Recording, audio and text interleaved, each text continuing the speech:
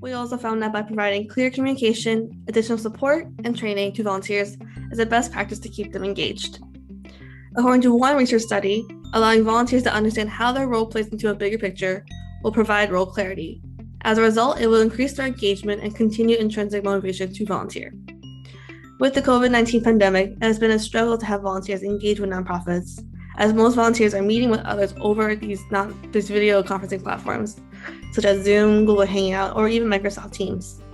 In most cases, these volunteers have full-time jobs and are already meeting others over these platforms all day, resulting in Zoom fatigue and ultimately being less engaged at the nonprofit. First and foremost, we think that developed training resource packets that outline the necessary information for the volunteers will be incredibly valuable.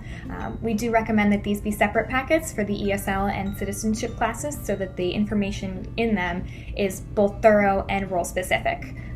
Content-wise, these can include resources on the course content, the best practices, and frequently asked questions.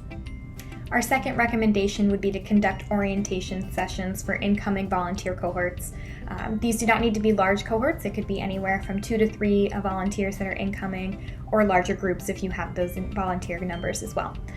These should include an outline of the St. Mark's mission, the primary programs offered to the community, the volunteer responsibilities, and then any frequently asked questions that you receive as well. We also recommend to plan and facilitate virtual networking events so volunteers have a chance to meet with others over a virtual platform and begin making those connections.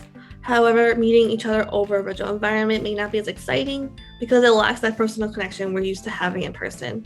Therefore, we also recommend to begin planning those in-person events so those initial conversations can turn to long-term connections once back in person.